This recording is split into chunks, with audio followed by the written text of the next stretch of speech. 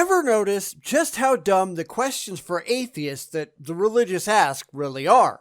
Because we're going to dive into another list today, and it's really sad just how much presupposition the religious force in there that the non-religious are going to have to go after the second they see them.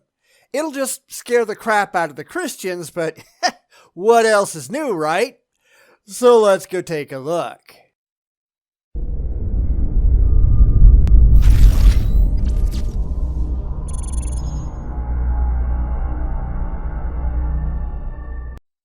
So we're going to go and take a look at a list of questions by Norm Geisler, and this article even says that it's intended for evangelicals to try to con the non-religious. Except, at least in this article, it doesn't actually provide the religious with anything intelligent to say once atheists answer the questions. Mostly because I don't think they're really intended to actually ask the rationally non-religious. None of them really ever are.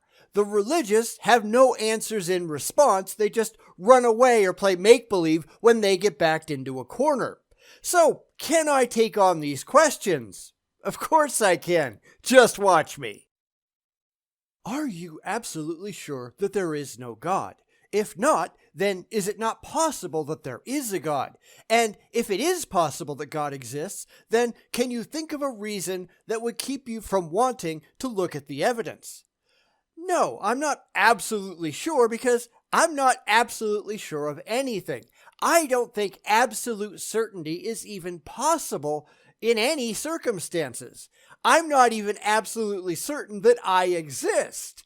Absolute certainty isn't something that anyone can rationally claim to be, which is why we must evaluate the evidence for claims and see if they support accepting them as true based entirely on the veracity of the evidence, or if we must reject the claim provisionally until better evidence is found. This is how rational people actually operate in the real world, which is why the religious never do this. Of course, the religious like to pretend that they are absolutely certain because they're not actually evaluating any evidence. They are looking for emotional comfort. They have no evidence to evaluate because they start off with the preconceived conclusion and then they cherry pick the data points along the way to prove that their conclusion must have been true all along. Besides, I'm not interested in playing maybe there's a God. I don't play these maybe questions. I don't. I have no interest whatsoever. I want to know what is most demonstrably true in objective reality, not what could be. I want to know if there objectively and demonstrably is a God. We simply don't have the evidence or anything remotely close to it that would allow me to reach that conclusion and form some kind of a belief in that regard. So your question right up front is just stupid. I would love to see your evidence. Why don't you trot that out for us? Oh right, you can't do that because you just don't have any to present. Would you agree that intelligently designed things call for an intelligent designer of them? If so, would you agree that evidence for intelligent design in the universe would be evidence for a designer of the universe? Sure, so long as you can prove that things in the universe are intelligently designed. You don't just get to leap to that conclusion. You actually have to show that it's true and how you can differentiate intelligently designed things from things that are not designed. Go right ahead. It'll be fun to see you do it. Because it's up to you to prove that your claims are actually objectively true. And I invite you to go right ahead. Because once again, this is an entirely emotional claim made by the religious for which they can provide absolutely no verifiable evidence for. It's all ego, not actuality, and because they're only looking to coddle their pathetic fifis, they can't tell the difference. So the real question here has to be, how would you prove that there is intelligent design in the universe? Well, it seems to me that doesn't do it. Because in the case of the religious, they think that everything is automatically created. There was no such thing as nature, as something that came about by natural means. It doesn't happen. Everything is created. And in the absence of anything that wasn't created, how do you compare and contrast to see which ones bear the mark of intelligent design and which ones do not? Oh, right, you can't do that, can you?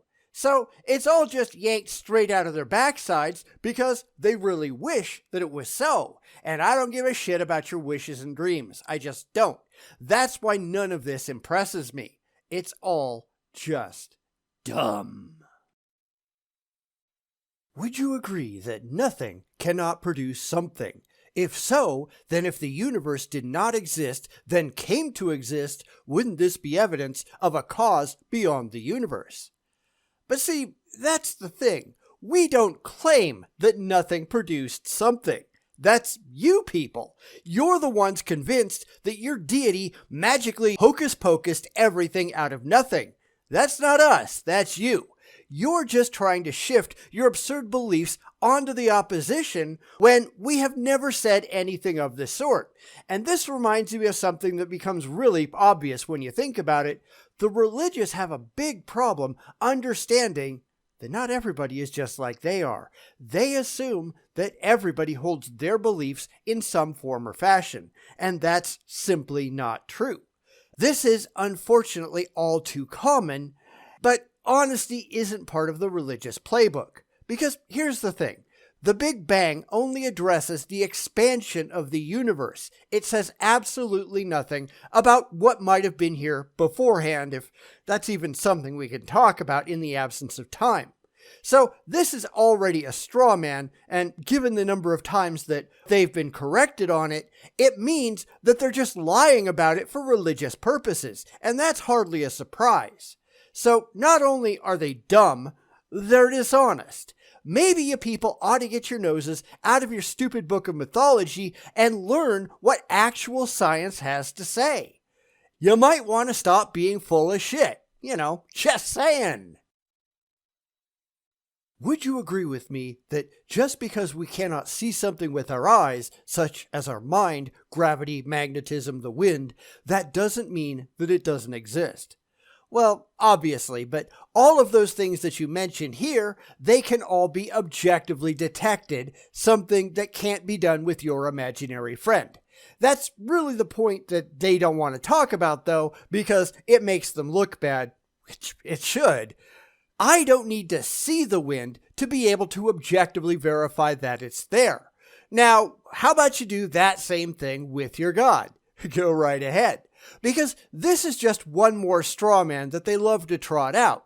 Just because I can't see something with my eyes, that doesn't mean that it isn't real. If I can't detect it in any objectively verifiable way, though, that's a pretty good indication that it's not, or at the very least, that I have no reason whatsoever to take the claim seriously until it can be shown to be real with verifiable evidence. Got any of that for your God? Yeah, I didn't think so. And this is where they always go wrong. Because I don't know if these people are just stupid. Well, all right, we know they're stupid, but I don't know if these people just haven't thought about it or what. Because this seems really bloody obvious to me. It should seem pretty obvious to them. I wonder why it doesn't. Would you also agree that just because we cannot see God with our eyes does not necessarily mean he doesn't exist? Well, I already answered this one. Did you not listen? And if you notice, the religious tend to like to repeat the same questions over and over and over again, just stated in different ways, maybe so they can catch us when we're not paying attention. But, okay, let's go further. Would you agree that just because you cannot see invisible, intangible, universe-creating pixies with your eyes, that doesn't mean they don't exist? Now, try that again with anything that you can just invent in your head. The flying spaghetti monster, Bobo the tree god. Knock yourself out. Will the religious admit to the same thing? Because here's the thing. I'm not remotely interested in accepting things that don't necessarily not exist. I will only accept things that demonstrably do exist. When do you think you're going to get around to proving that your God is demonstrably real? And note that, demonstrably, not based on faith, not based on feelings. You gotta have evidence. Try to produce some of that. Because I've been waiting for decades now, and you people are really bad at this. Because any time now would be nice. And the religious, of course, just make excuses and employ special pleading for their God that they wouldn't accept for any other claim. Because they don't really care if it's true. As long as it coddles their feelings, they're happy. And it's funny how that works, huh? In the light of the Big Bang evidence for the origins of the universe, is it more reasonable to believe that no one created something out of nothing, or someone created something out of nothing? It's one of the many evidences for the origin of our particular instantiation of the universe, yes, but that doesn't say anything really impressive. It says absolutely nothing remotely like what you've just claimed. Granted, you people don't care because you're only after emotional comfort and getting your ego stroked, whereas I care about demonstrable facts, verifying rationally constructed ideas that can be demonstrated to be objectively true in the real world. And again, this is a point where we have to ask how they can continue to be so blatantly dishonest because they've been corrected time and time again on their misconceptions, and they don't seem to care about changing their tune. Why would they? Because truth is not what they're after. And this is a problem whether they're willing to admit it or not. Truth, capital T truth, objectively verifiable truth, however you want to spell it out, that's really all that ought to matter. It matters to me, doesn't matter to them, not one bit. Because these people just don't care. They're only there to get their fee-fees stroked. And that's pretty damn pathetic. Would you agree that something presently exists? If something presently exists and something cannot come from nothing, then would you also agree that something must have always existed? Something seemingly does exist right now, although because we can't disprove hard solipsism, we can't actually prove it, and that's a different question entirely that I don't want to get into here. This goes all the way back to not being able to prove anything for absolutely certain. I'll be happy to agree that there seems to be something out there right now, though. So what? Because you're running back to the misconception about what science says, and you're just wrong. We don't know if something has always existed or not. We have no way of knowing at present. We may never be able to know what is true in this regard. That may have no meaning outside of current space-time. And you'll notice how many of these questions seem to try to push their own agenda on the non-religious because it's the only way that they can make a point, albeit very badly. They're just trying to talk atheists into accepting their claims without ever producing any verifiable evidence that their claims are factually correct. Because they're not. The evidence that we have at hand just doesn't support them. So whether these people like it or not, it's time to just move on. If it takes an intelligent being to produce an encyclopedia, then would it not also take an intelligent being to produce the equivalent of 1,000 sets of an encyclopedia full of information in the first one-celled animal? Even atheists such as Richard Dawkins acknowledges that amoebas have as much information in their DNA as 1,000 Encyclopedia Britannicas. And none of this is remotely true because encyclopedias are not alive. They do not independently reproduce. They lack DNA. Their genes do not mutate generation after generation, and there are no adaptive pressures for encyclopedias to better fit their particular ecological niches. The second that you recognize any of this, the second you realize just how stupid the religious are, especially the apologists, well, dumb and dishonest, pick one. I don't want to decide here. Because this is absurd in the extreme, and they just don't care. Nor do they change their tune when we point out just how ludicrously wrong they all happen to be. Because, as I keep saying, they just don't care. And that's sad, isn't it? If an effect cannot be greater than its cause, since you can't give what you don't have to give, then does it not make more sense that mind produced matter than that matter produced mind, as atheists say? Except they can be, and demonstrably so. I can drop a pebble at the top of a snowy hill and cause a massive avalanche at the bottom. The effect was far greater than the cause. So they're just wrong up front, and that's not exactly a surprise. But you notice that they're still desperately trying to get to minds and intelligent design and all of that without ever having demonstrated that any of that exists at all. From what we can see, from every shred of evidence that we have, it all shows that matter comes about just fine through entirely naturalistic means, and it doesn't need a mind. It has never been shown to need a mind. The religious don't like that because, as I said, they've got a conclusion they have to reach, but the evidence doesn't point there. They just can't be honest about it, and the moment that you realize what they're doing wrong, it's hard not to see them doing it absolutely everywhere. Intellectual honesty and intellectual integrity, it just doesn't exist within the theist playbook. Is there anything wrong anywhere? If so, how can we know unless there is a moral law? Well, if you're talking about objectively, then no, there's nothing objectively wrong anywhere because there's no objective morality, period. Morality is subjective. We make it up. We decide individually and collectively what behaviors are going to be permissible within a particular society and what will not. You don't need an all-encompassing moral law because that's not how morals or laws happen. Enlightened self-interest and empathy explains it all far better than God did it.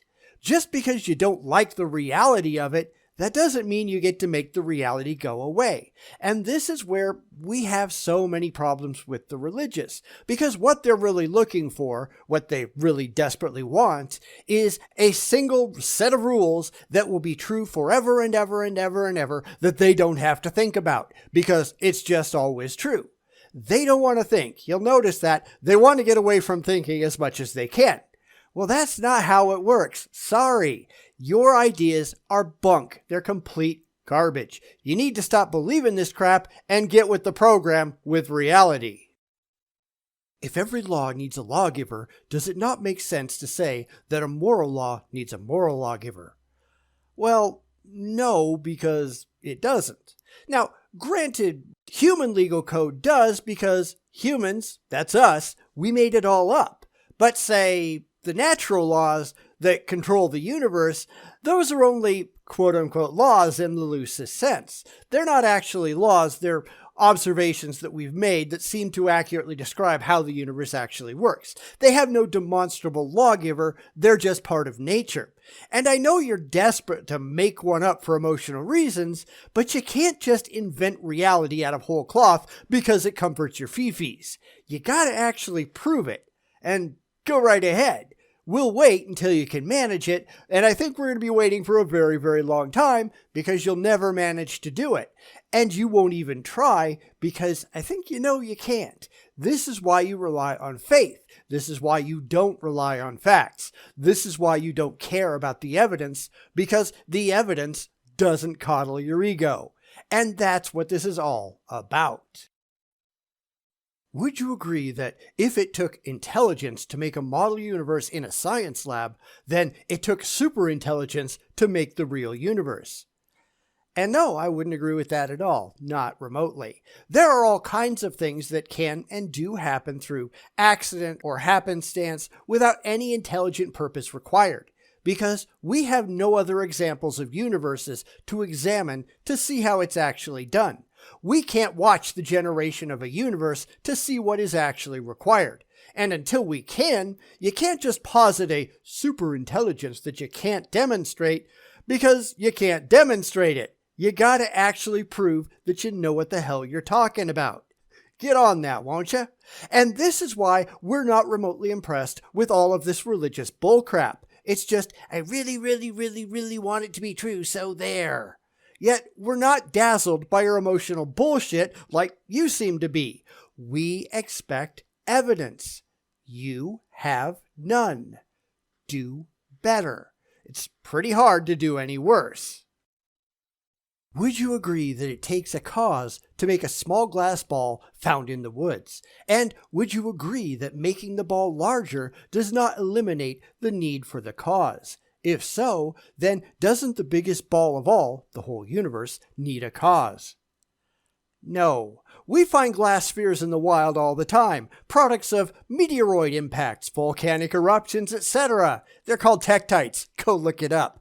This is really where we start to realize just how piss poor their research skills actually are, because we can disprove their claims with virtually no effort at all. These claims don't seem to change much either, and certainly not because the claim makes them look stupid once it's absolutely disproven, because they're not concerned. They'll just repeat it verbatim time and time again because they just don't care. These questions are never made for us. They're for their followers who aren't thinking about the quality of the claims. They're thinking about, well, that appeals to me because that's how I'd answer the question. Yeah, but you're just a fucking idiot. You would answer the question stupidly because of all the stupid shit in your head.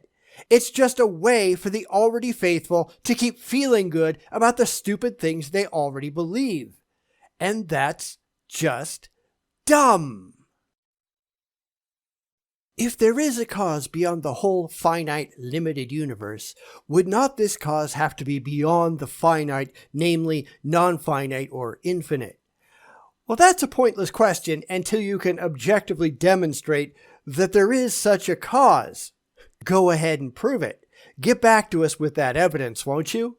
We're not going anywhere because we're just here laughing at your ass.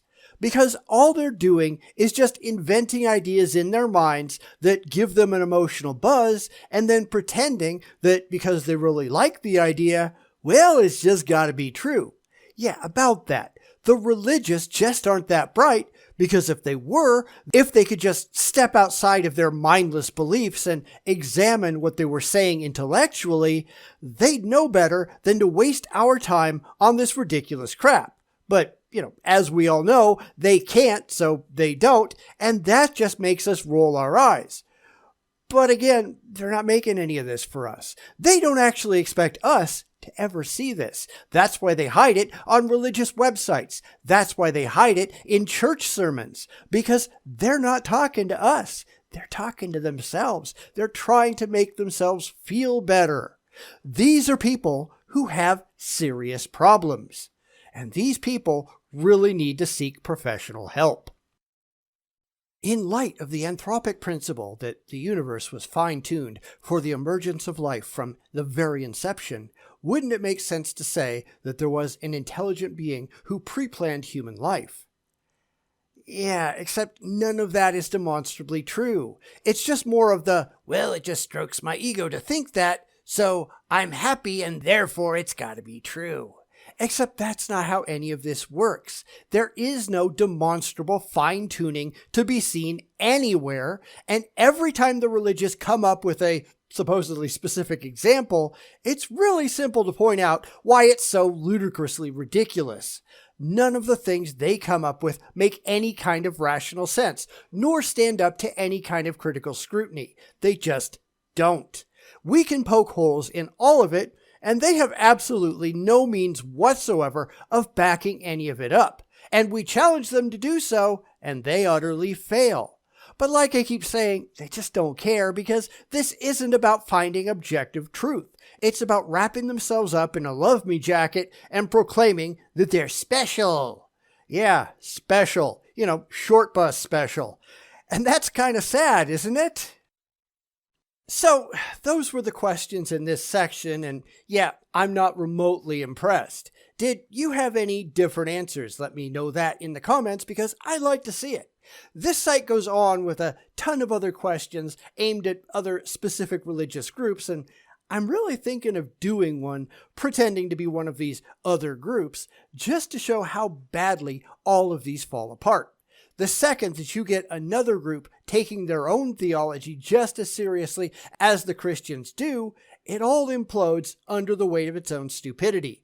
I think that would be fun, so I'm thinking about doing it.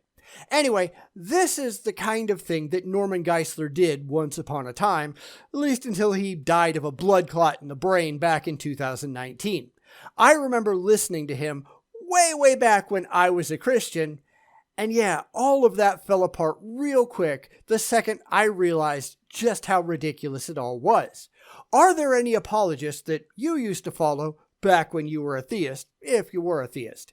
Let me know that in the comments too.